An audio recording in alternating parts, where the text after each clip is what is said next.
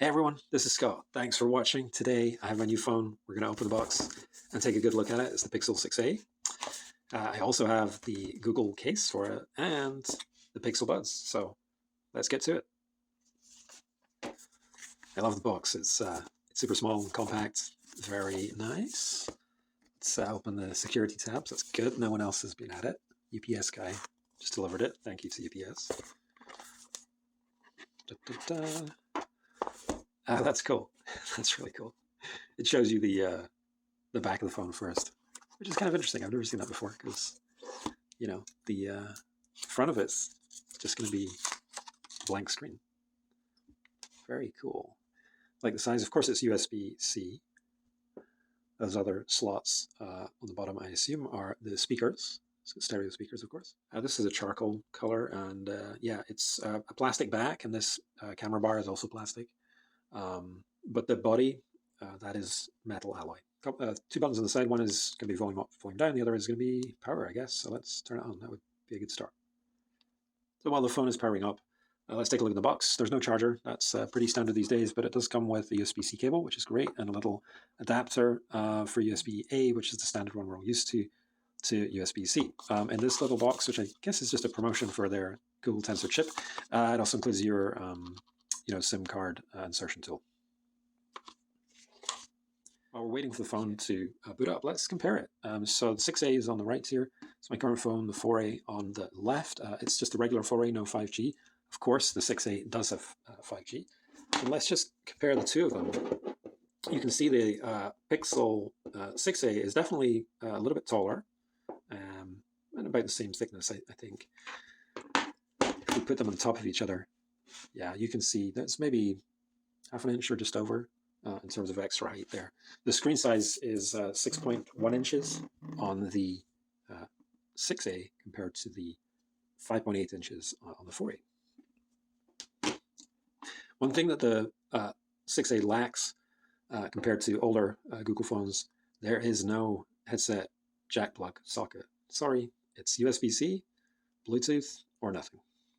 This is nice. It's offering to copy data actually from either your old Android or iPhone device. So that's new. Let's try it out. So let's see what steps we need to take here. So plug it in, unlock my other phone. It's asking me if I want to copy data in your device. Okay, let's do it. And of course you need to unlock that. A few minutes later and it's finished the process of doing an inventory of what's there. So you just choose what you want to copy over and let's move on to the next step and do it. Saying it's going to take about 20 minutes for this. So the copy process is started. Just going through the rest of the setup. Going to enroll in the fingerprint unlock. It's actually right in the middle of the screen here where it's showing. Putting the phone to one side for a second. I did buy the official Pixel 6a case, which I think was an extra 30 bucks or so. I like this type of case. This is the one from my old phone. Not an official Google one, but I like the rubber. It just makes the phone easier to hold, especially when it's a very smooth, slippy, glossy finish like this. So yeah, let's open that up. Oh, very nice. It's translucent gray. It's also got space for the camera bar. It does not have a screen protector. You can buy that separately. The Pixel Buds came included. They're normally $99. And they were also doing this crazy deal where I got $300 trade-in for my old phone. So yeah, really the phone only cost me 150 bucks, which is kind of nuts. So let's take a look at these.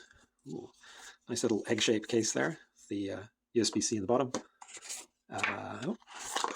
We've got it. Oh, interesting. USB-A to USB-C cable, which is handy. Always good to have more of those. I do not know what that little thing is at the bottom. Let's take a look.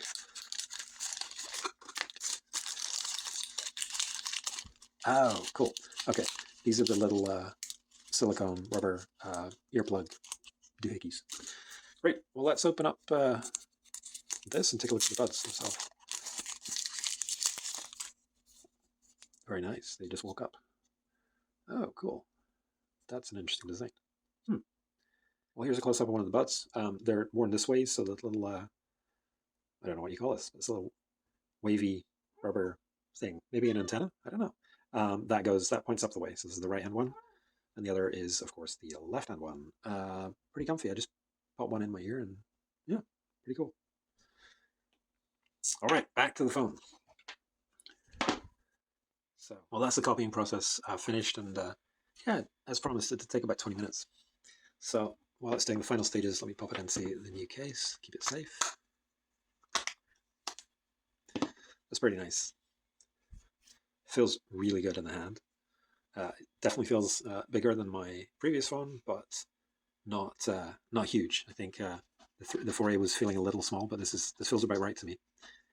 Let's take a look at the unlock.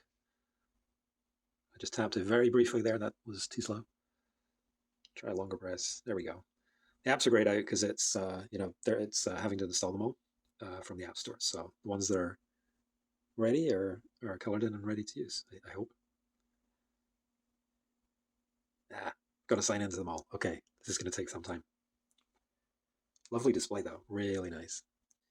One thing it's done, which is super nice, I don't know if this is default or it's just copied everything from my other Pixel settings, but it's got 5 columns of app icons, which is really nice. I think the default on most phones is 4, but I just like having a couple of screens with everything on it.